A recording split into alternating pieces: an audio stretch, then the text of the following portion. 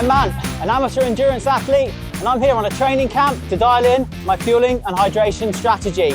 I'm going to get some advice from the pros and from the sports scientists at Precision, and by the end of the camp, I want to know everything I need to know about how to fuel on a road bike. But before I get out on my first ride, I'm going to tap Dr. Sam up for some advice on how to start well fueled and hydrated. Okay, so carbohydrates are the main source of fuel that your body's going to need during these long rides and in your race in particular. So eating some carb-rich foods in the last few days before your race will make sure you're fully loaded essentially going into that race or that big ride. And if you do that effectively, then we know from research that you can improve your performance by about 20%. Wow, that sounds really good. So how much does that look like for me? So in the last 24 to 48 hours before the big ride or your race, you want to be eating between 8 and 12 grams of carbs per kilo body weight. So for you, 72 kilos, that's about 575 to 860 grams of carbs in total on those last couple of days. Okay, that sounds like quite a lot of food. So have you got any advice for how I can get that amount of food in? Yeah, so you want to, definitely avoid or try to reduce at least fiber and fat in your diet, and then try to stick to very simple carbohydrates that are easily absorbed. You can also top that up with things like carbohydrate drinks or sweets or chews and gels even if you fancy. And then for the morning itself, what kind of food should I be looking to eat? Yeah, so in the morning itself, the amount of carbohydrate you're going to need is between 1 to 4 grams of carbs per kilo body weight. So for you, 72 kilos, that's between 72 grams and 288 grams of carbohydrate.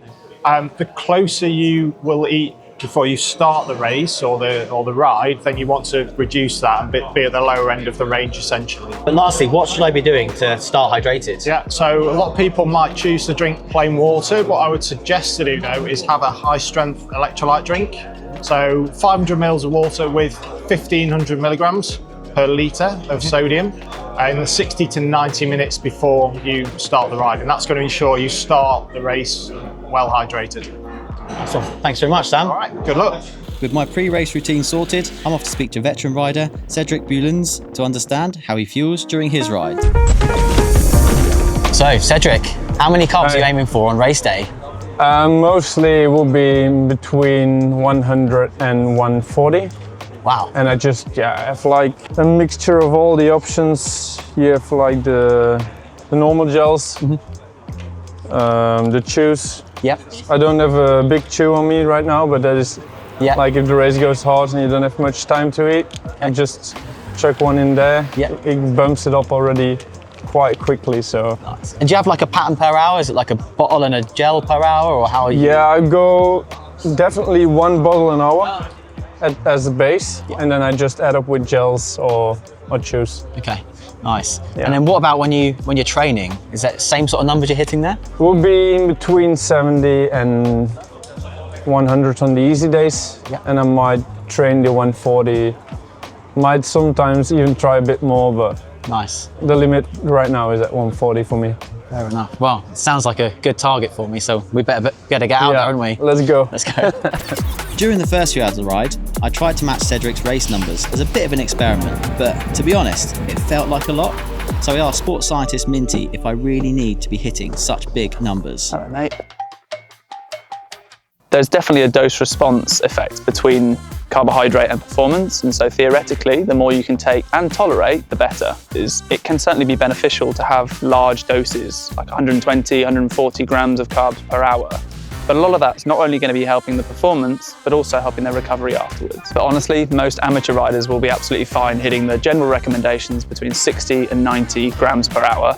If that is more than you're used to, you can actually train your gut to be able to tolerate a little bit more than that and build up to it gradually by introducing more fueling into your race-specific sessions so you can hit higher numbers on race day.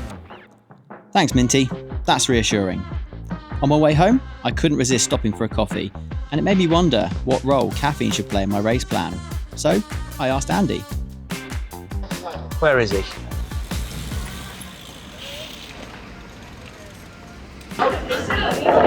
Whilst carbs, sodium and fluid are the things you should be focusing on, caffeine's worth a mention too. It's one of the few supplements that's actually proven to enhance performance. The science says 3 to 6 milligrams of caffeine per kilo of body weight, and then for you that's going to be 200 to 400 milligrams spread throughout the ride, so that's probably 2 to 4 caffeine gels. You can use them tactically whenever works.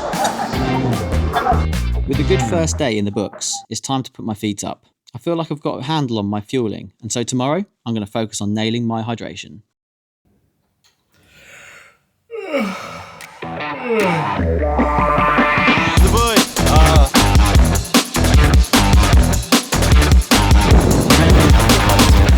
I'm using today's ride to measure my sweat rate to get an idea of how much fluid I should be aiming for on race day. Along the way, I bumped into Cedric at a rest stop and asked him how much he drinks when he's on the bike.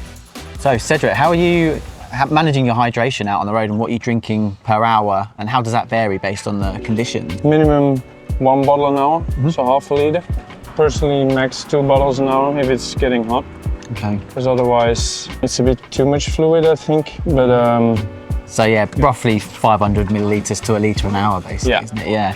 So I guess on days like this, you've got the team car there bringing your drinks along, and the same on race day. But what about when you're out on your own? How are you managing to carry all that water?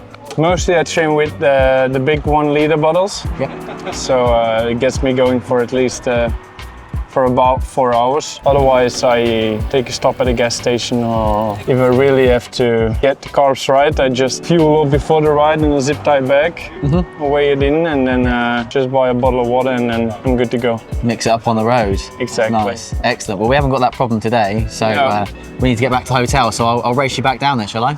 All right. Yeah. I'd love to see it try. Unfortunately, the footage of our race didn't seem to survive, so we'll never know who won. Back at base, it's time to sit down with Dr. Lindsay to crunch my numbers. So Ant, how much you drink should largely be dictated by how much sweat you're losing, so your sweat rate, and how long you're exercising for. Which is why I asked you to measure yourself with your bottles pre and post exercise, so we can calculate your sweat rate. You want to be sure you're drinking enough, and with the science suggesting that you aim to avoid losing more than 2 to 4% of your body weight. But for rides over 2 hours, drinking lots of plain water or sports drinks low in sodium can lead to diluting your blood sodium levels and cause a greater risk of cramping up. Today you lost about 900 ml per hour across the 4.5 hour ride, and you drank half a litre per hour. So that puts you at a 2.3% loss of your body weight. So that's fairly acceptable given the mild conditions out here, but you probably want to be drinking a little bit more to offset your losses and aid recovery, especially when you're riding back-to-back days. Brilliant, thanks Lindsay. That gives me a decent idea as what I need to drink, but in addition to carbs, what else do I need in those bottles? Well, that'll be sodium across long rides, and for that you'll need a sweat test. Luckily, the guys were testing the Lotto-Intermarché riders, so after they were done with the pros, I asked Minty to do just one more test. Sodium is the most abundant electrolyte found in your sweat, so it's the most important one to think about replacing when you're out there riding on the bike. It's really important to stay on top of your sweat sodium losses, because as well as maintaining fluid balance in the body, sodium also helps with regulating nutrition uptake in the gut, maintaining cognitive function, and also helping with muscle contraction. The thing is, everybody loses a different amount of sodium in their sweat, with some people losing as little as 200 or 300 milligrams per litre of sweat, some people losing up to 2,000 milligrams per litre. The average in our database is around 1,000 milligrams per litre. So a one-size-fits-all approach just doesn't cut it, and so individualising your sodium intake is really important for your performance. You're actually a pretty salty sweater. You lose just over 1,300 milligrams of sodium per litre of sweat. So for you, focusing on a slightly higher concentration of sodium drink during your race will be really important using something like the PH 1500.